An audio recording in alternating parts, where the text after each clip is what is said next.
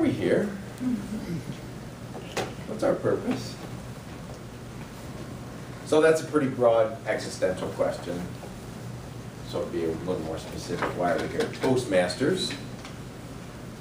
One of those reasons would be to become a better speaker, of course.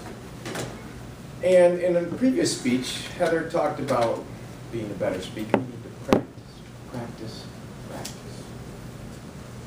But it's more than just that, because I could stand up here and talk all day, but what good does it do me if I don't get feedback from all of you? And they all help us become better speakers. So more generally, Heather's going to talk about this idea of surrounding yourself with people who have something to offer. And in keeping with the theme I started, it's part of speech project number 3, which is get to the point. What's the purpose of the speech? Are you here to entertain? Are you here to inform? In Heather's case, it's going to be to inspire us over the next 5 to 7 minutes. Now in project number 2, organize your speech. She had an opening, a body, conclusion. One of the goals of today is do those elements of that speech, the opening, the body, and conclusion, help reinforce the point that she's trying to make. And Heather's going to try and do it not frantically and with fear, but to speak with conviction and sincerity. And also, unlike me, to try and do it without notes.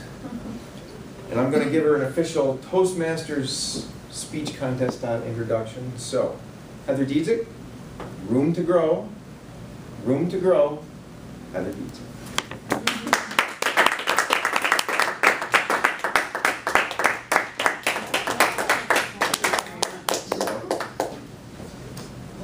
Very odd to be up here with so few faces. I feel like I should get everybody right here, make my life easy for today.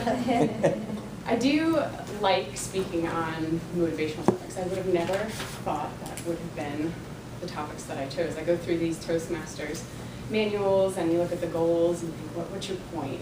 And this speech is supposed to get to the point. So for this one, I wanted to expand on what I spoke about last week, and I think most of us were here for that, to challenge ourselves to practice and to be better people and better speakers in the process.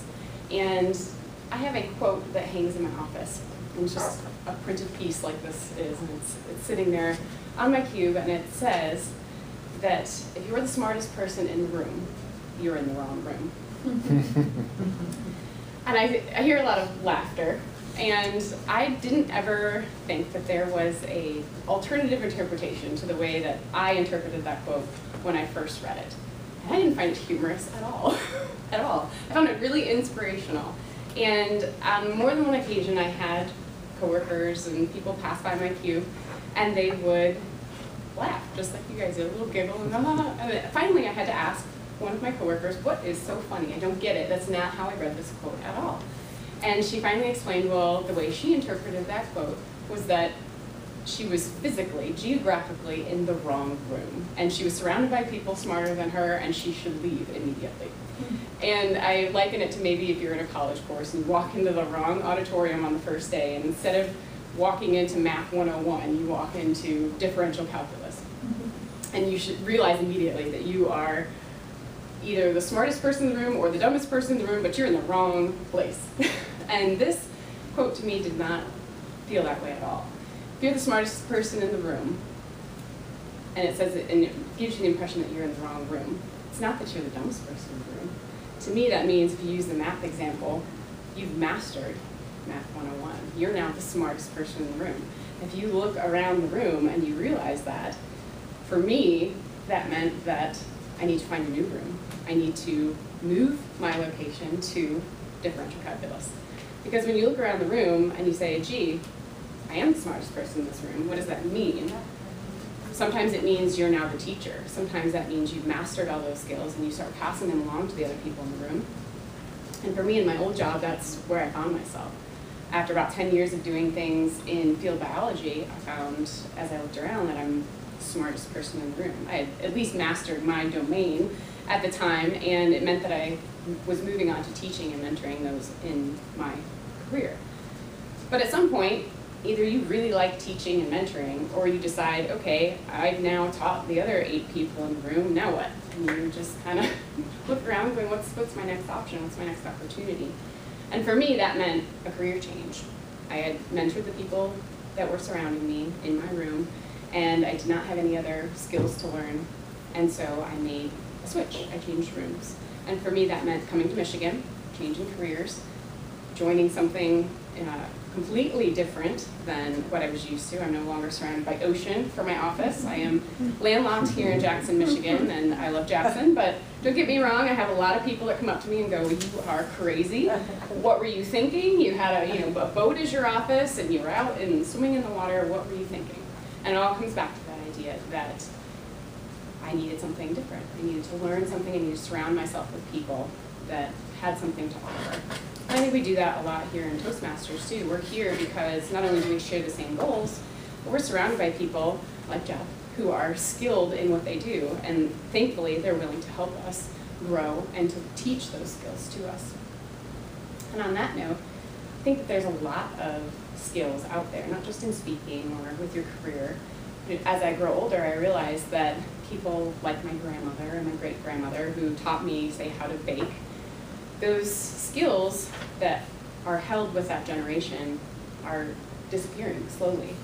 If you went out today and you tried to find a seamstress, a tailor, somebody to teach you piano lessons, it's starting to get harder and harder to find those rooms, those skills, and those people who are willing to teach those skills. And so I encourage people to find those sorts of rooms, those people, those skills that are difficult to find. If you know somebody in your family, in your social circle that knows these things, I think there's duty to some extent for us to go and seek those out, to find those opportunities to learn different skills, whether it's fly fishing or wood carving or baking, all of those things, as we have a pretty diverse age group within our company, and there are opportunities there to learn from people who have those skills. The other thing I've heard a lot around consumers is this term called a silo. And to me, if I use the room example, that's a single person locked in a single room with a key hanging around their neck. And it means that they're in that room, they have nobody around them to teach, and all of the information that is in that room is locked in the room and nobody can get to it. And when I look at that from a corporate perspective, I think you should look around, determine whether or not you're in a room by yourself, whether or not you have a key hanging around your neck. If that's not the case, then look around the room. Who else is in the room with you? Can you benefit from either teaching the people in the room what you know? And oftentimes I find that if you just walk around and you start having conversations with people, you realize you are not the smartest person in the room. Some of us get to that stage either in our careers or our personal lives where we just assume that we're good. We know everything that there is to know on any given topic. But if you really spend the time to speak with people, you realize you have a lot more to learn. And so I encourage everybody to look around the room, determine where you're at. Are you the mentor? Are you willing to learn new things, or is it time for you to find a new room entirely? So look for those open doors because they lead to great places. Thanks.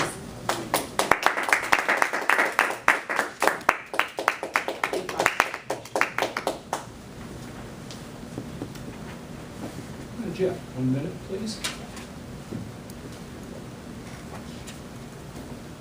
Interesting speech. As soon as Heather gave the quote, if you're not the smartest person in the room, you should leave, or something to that nature, I immediately went to the movie Rooster Cogburn, which was John Wayne, and the female lead also played in On Golden Pond, and I can't think of her name offhand. But it's not that critical.